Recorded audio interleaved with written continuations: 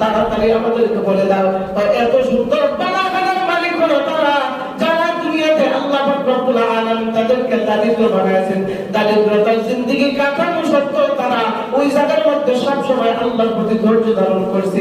এই সিচুয়েশনের উপর ধৈর্য ধারণ করেছে, আল্লাহর উপর তাওয়াক্কুল রাখছে, ইখলাসের সাথে চলার কারণে আল্লাহ তাআলা তাদের উপর খুশি হইয়া এই জান্নাতের বালা খাবার ব্যবস্থা আল্লাহ তাদের জন্য রাখছে। সুবহানাল্লাহ।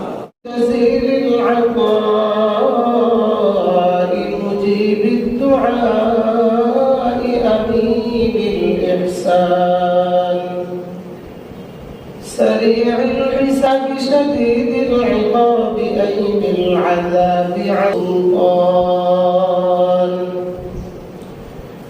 ونشهد أن لا إله إلا الله وحده لا شريك له ونشهد أن سيدنا وسندنا وحبيبنا وحبيب ربنا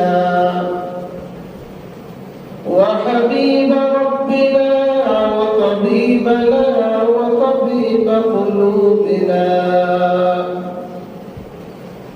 وقلوب أرواحنا وأولانا ومولانا محمد محمدا عبده ورسوله الذي أرسله الله تعالى بالحق بشيرا ونذيرا وداعيا إلى الله بإذنه وسراجا منيرا. أما بعد فأعوذ بالله من الشيطان الرجيم. بسم الله الرحمن الرحيم. والضحى والليل إذا سجى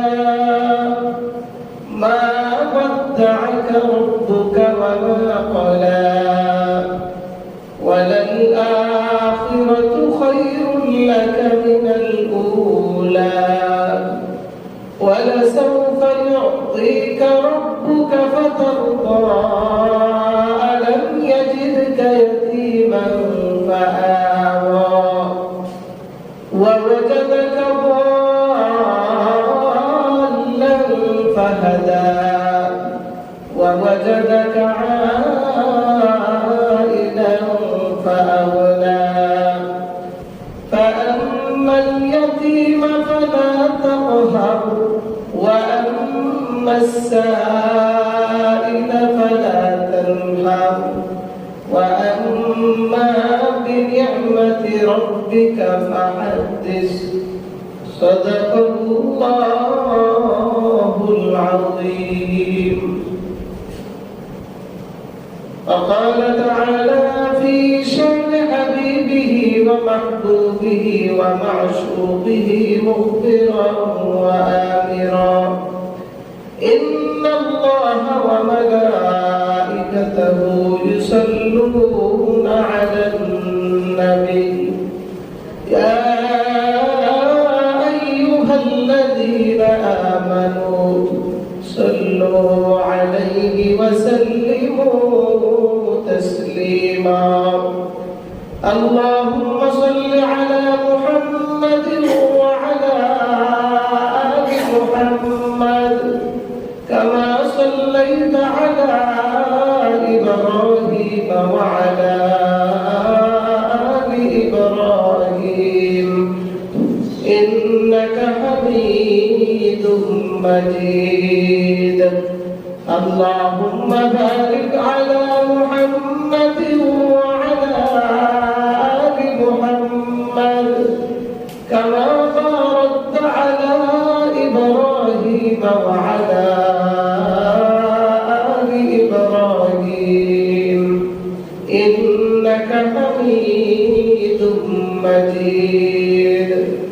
سبحانك لا علم لنا إلا ما علمتنا إنك أنت العليم الحكيم رب اشرح لي صدري ويسر لي أمري واحلل عقدة من لساني يفقه قولي لا إله إلا الله لا إله إلا الله لا إله إلا الله لا إله إلا الله لا إله إلا الله لا إله إلا الله لا إله إلا الله لا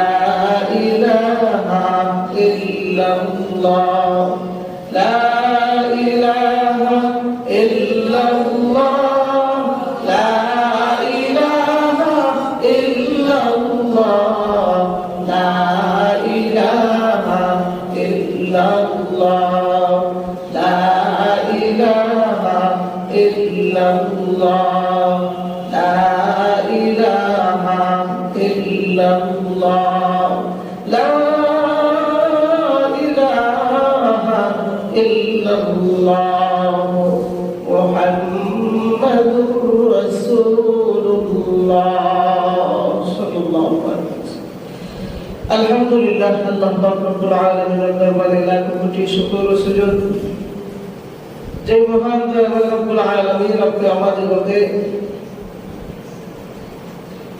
ঈদুল আযহার পরের দিন আল্লাহ পাক রব্বুল আলামিন জুমার নামাজ আদায় করতে আল্লাহ তাআলার ঘর তথা মসজিদে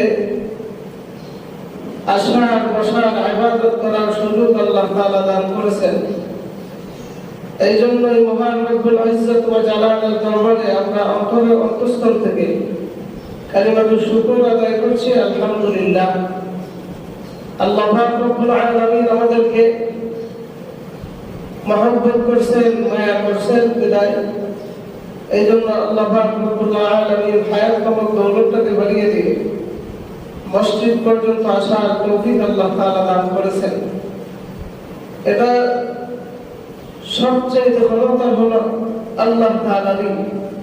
পৃথিবীতে মানুষ এক সেকেন্ডও তার ক্ষমতা নিয়ে বাঁচতে পারে না যদি আল্লাহ তাআলা তার উপর দয়া না করেন। আর আল্লাহ তাআলার দয়া যার উপর আছে সে সর্ব অবস্থায় চলতে পারে, তার কোনো অসুবিধা হয় না। দুনিয়াতে চলতে গেলে যা কিছু প্রয়োজন হোক সব কিছুতে আল্লাহর তরফ থেকে ব্যবস্থা হয়।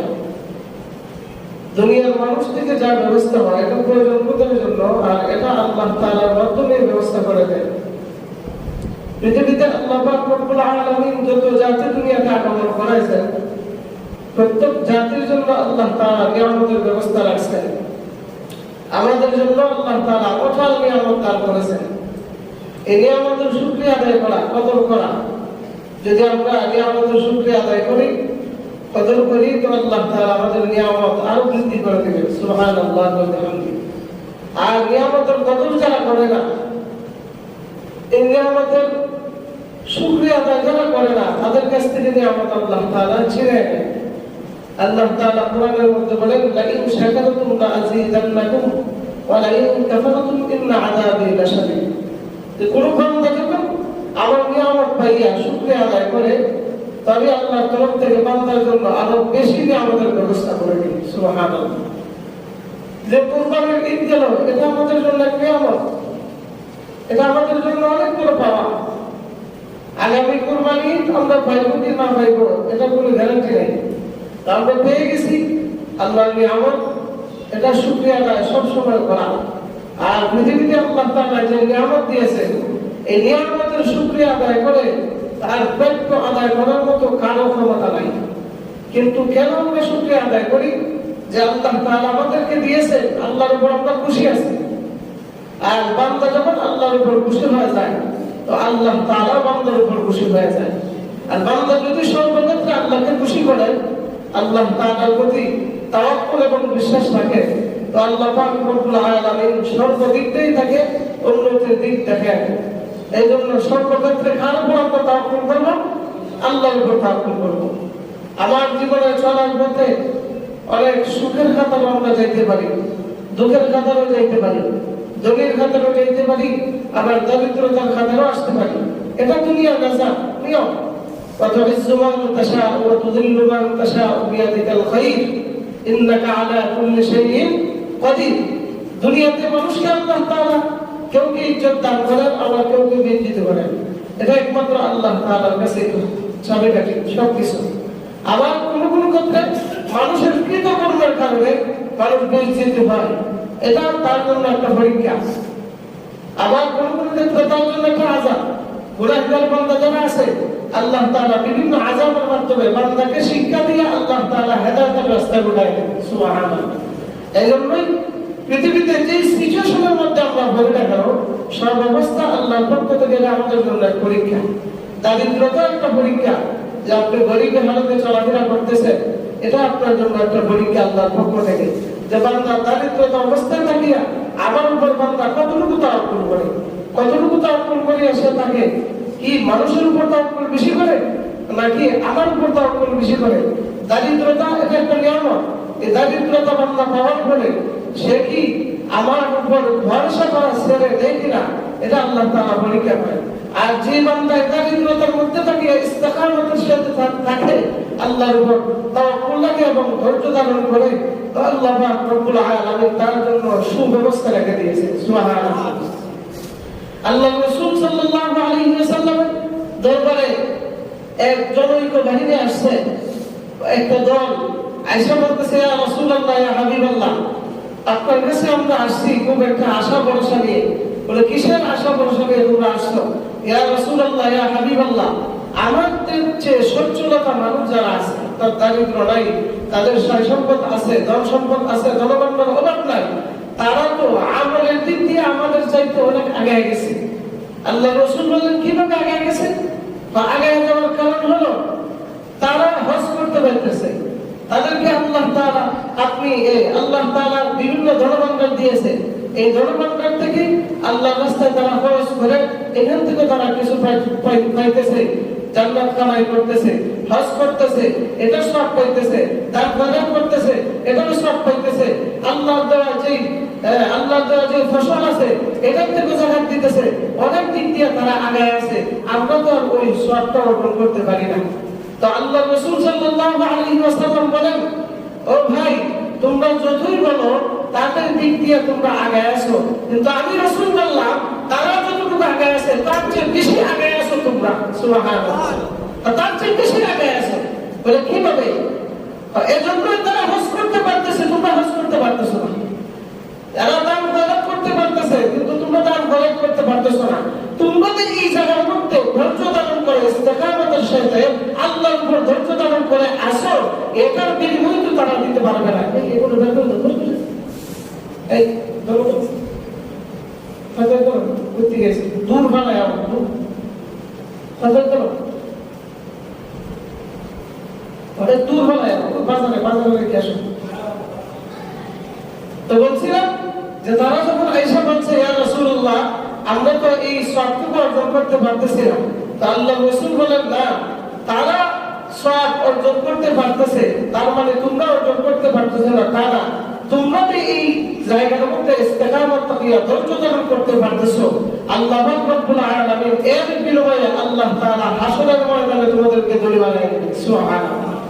আল্লাহ রাসূল সাল্লাল্লাহু আলাইহি ওয়াসাল্লাম বলেন, যারা দারিদ্রতার মধ্যে থাকিয়া আল্লাহ রাব্বুল আলামিনের উপর ইস্তেকামত তাকিয়া অটল থাকিয়া তাকওয়া অর্জন করে ইখলাস নিয়ে যারা চলাফেরা করে, দারিদ্রতার মধ্যে থাকিয়া যারা চলাফেরা করে, এই দারিদ্রতার মধ্যে থাকিয়া চলাফেরা করার কারণে আল্লাহ রাব্বুল আলামিন তিনটা পুরস্কারে তাদেরকে পুরস্কৃত করবেন। বলেন সুবহানাল্লাহ।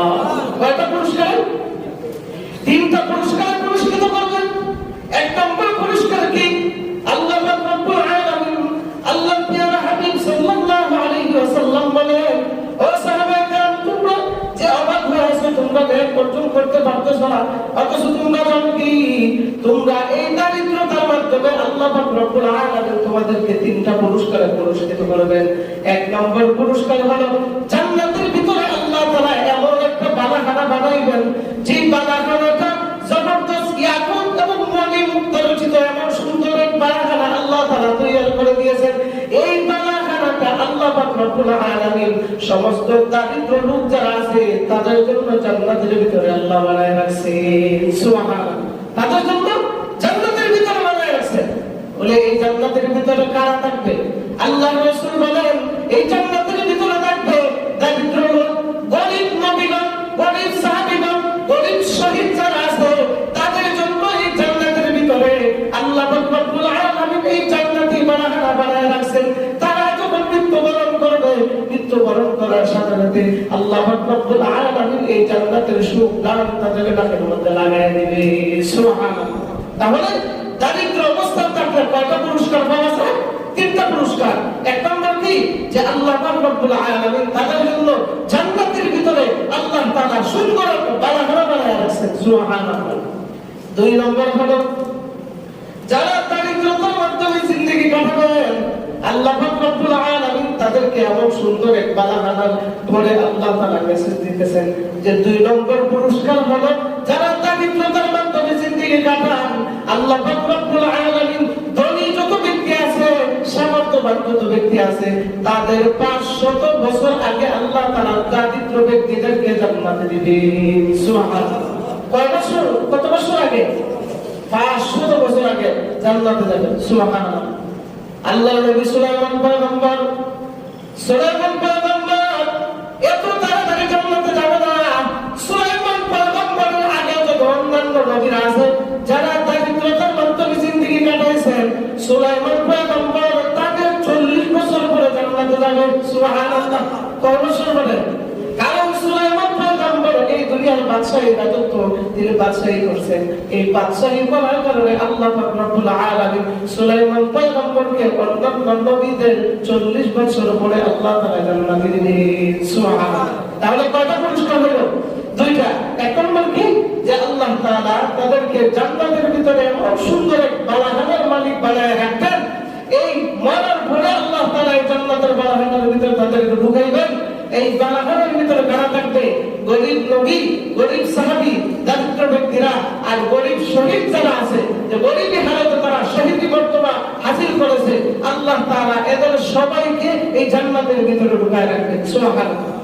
আর এই জান্নাতে এত সুন্দর হবে, এই জান্নাতটা দেখা মাত্রই অন্যান্য জান্নাতীরা যেমনি ভাবে আমরা আকাশের মধ্যে তারকা নক্ষত্র দেখার পরে আমরা হা করে তাকায় থাকি, অন্যান্য জান্নাতের সমস্ত মানুষগুলা জান্নাতের বালাখানা থেকে হা করে তাকায় থাকবে আর বলবে এত সুন্দর বালাখানার মালিক কারা?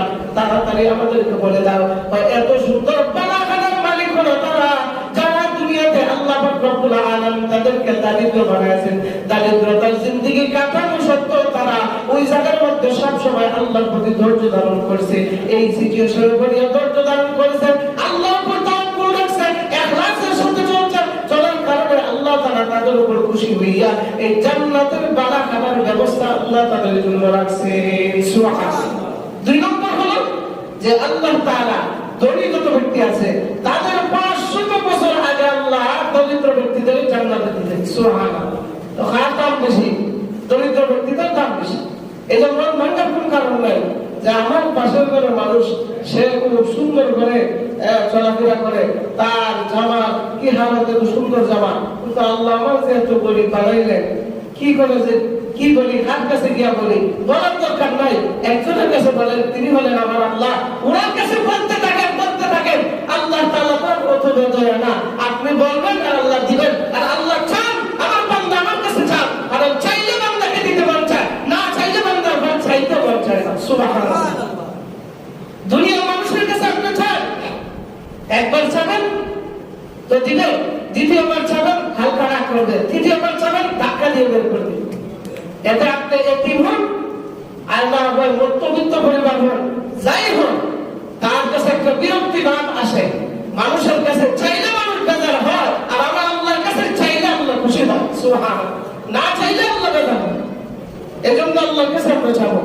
তাহলে দুনিয়াতে যারা গরিব ব্যক্তিরা আছে তাদের দাম হাসরের ময়দানে বেশি না কি বেশি? তাদের জন্য আল্লাহ তাআলা জান্নাতের বাগান রেখে রাখছেন। এরপরে আল্লাহ পাক রব্বুল আলামিন ধনী লোকে 500 বছর আগে আল্লাহ তাকে জান্নাতে দিবেন। সুবহানাল্লাহ। 3 নম্বর পুরস্কার হলো যারা দরিদ্র ব্যক্তি তারা যদি সব সময় তাসবিহটা বেশি বেশি করে পড়েন, সুবহানাল্লাহ, আলহামদুলিল্লাহ, লা ইলাহা ইল্লাল্লাহু আল্লাহু আকবার, এই তাসবিহটা যদি সব সময় বেশি বেশি করে পড়ে, আল্লাহর রাসূল বলেন ধনী ব্যক্তি সব সময় পড়িয়া একজন গরিব ব্যক্তি সব সময় এই তাসবিহটা পড়ে যতটুকু নেকির ভাগীদার হয়, আর ধনী ব্যক্তি সব সময় তাসবিহটা পড়ে যতটুকু নেকির ভাগ হয়। একজন দরিদ্র ব্যক্তির নেকির পরিমাণ এত বেশি হয়, ধনী ব্যক্তি এটা পড়িয়া সাথে যদি 10 দিরহাম যদি আল্লাহর রাস্তায় দান করে, আল্লাহ পাক রব্বুল আলামিন তার আমলনামায় এত পরিমাণে আল্লাহ তাআলা নেকি দান করে। ধনী ব্যক্তি সারা দিন এইভাবে তাসবিহটা পড়িয়া এবং তাসবিহ পড়ার পরে 10 দিরহাম আল্লাহর রাস্তায় দান করিয়া যতটুকু সওয়াবের ভাগীদার হইল, একজন দরিদ্র ব্যক্তি ধৈর্য ধারণ করিয়া যদি তাসবিহ তাহলিলটা এইভাবে আদায় করে, আল্লাহ তাআলা ধনী ব্যক্তির চাইতে গরিব ব্যক্তির আমলনামায় নেকির ভান্ডার ভরপুর করে দেন। সুবহানাল্লাহ। তো আল্লাহ তাআলা দুনিয়ার বাহ্যিক দৃষ্টিতে কিছু মানুষকে গরিব বানাইছেন ঠিকই, কিন্তু আখিরাতে তাদেরকে ধনী বানায় রাখছেন। সুবহানাল্লাহ। আখিরাতে তাদেরকে কি বানায় রাখছেন? ধনী বানায় রাখছেন। তো দরিদ্র অবস্থায় যারা আমরা চলতেছি অভাবী হালতে, সাবধান, আল্লাহর উপর তাওয়াক্কুল কখনো ছাড়বেন না। হয়তো দারিদ্রতার কারণে এক ওয়াক্ত কম খাইতে পারেন, কষ্ট হবে এক ওয়াক্ত কম খাইতে, কিন্তু আল্লাহর উপর তাওয়াক্কুল কখনো ছাড়বেন না। আল্লাহ তাআলা অবশ্যই আপনাকে দিবেন। তো সাহাবায়ে কেরাম এইভাবে যখন এর প্রতিনিধি দারিদ্র যুগ থেকে একদম প্রতিনিধি যখন আল্লাহর কাছে গেছে, আল্লাহ রাসূলের কাছে গেছে, তখন আল্লাহ রাসূল এই 3 পুরস্কারে পুরস্কৃত করবেন আল্লাহ তাআলা তাদেরকে জানায় দেন। তাদেরকে জানায় দেওয়া মাত্রই এবার তারা লাগাইতে আছে আর বলতে বলতেছে রাদিনা ইয়া রাব্বি, রাদিনা ইয়া রাব্বি, হে আল্লাহ আপনার এই ফয়সালার উপর আমরা খুশি আছি, আপনার এই ফয়সালার উপর আমরা খুশি আছি। সুবহানাল্লাহ। আচ্ছা বলেন, কোন মানুষ যদি আল্লাহর দেওয়া সম্পদ, আল্লাহর দেওয়া কোন নিয়ামত পাইয়া যদি খুশি থাকে, বলেন আল্লাহ তার উপর বেজার হয় না? খুশি হয়? আর খুশি হয়? খুশি হয় কি হয় না? হয়।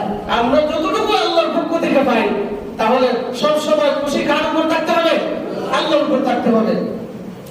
আপনার কাছে যদি একজন এসে হাত পাতে, আপনার তৌফিক অনুযায়ী দিয়ে দিবেন, আর তাকে মানসিক কিছু সান্ত্বনা দিয়ে দিবেন, বলে ভাই আমার কাছে যা ছিল আমার তৌফিক অনুযায়ী তোমাকে দিয়ে দিলাম, ফিরাইয়া দিয়েন না, ফিরাইয়া দিয়েন না।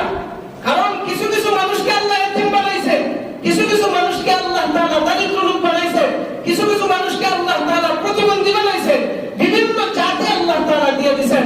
দরিদ্র লোক যদি দুনিয়াতে না থাকতো, আল্লাহর কসম করে বলি দারিদ্র লোক ব্যতীত একটা ধনী লোক চলার মতো কোনো ক্ষমতাই ছিল না। বলেন তো ক্ষমতা আছে কিনা? করো বলেন। একজন ধনী ব্যক্তির বাড়িতে যে কাজ করে সে কি দারিদ্র লোক নাকি ধনী ব্যক্তি লোক?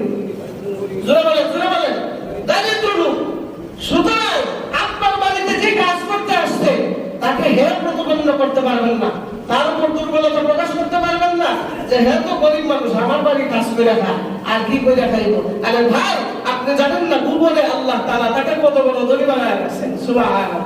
এই জন্যই আপনার বাড়িতে একজন লোক যদি কাজ করতে আসে, আপনি যা খাবেন তাকে তা খাওয়াবেন, আপনি যা পরিধান করবেন তাকে তা পরিধান করবেন, তার পারিশ্রমিক যা দেওয়া প্রয়োজন তাই দিবেন, তাহলে আরো বাড়ায় দিবেন। তার মুখে যদি হাসি ফুটে, স্বয়ং আমার আল্লাহ খুশি হয়ে যাবেন। সুবহানাল্লাহ।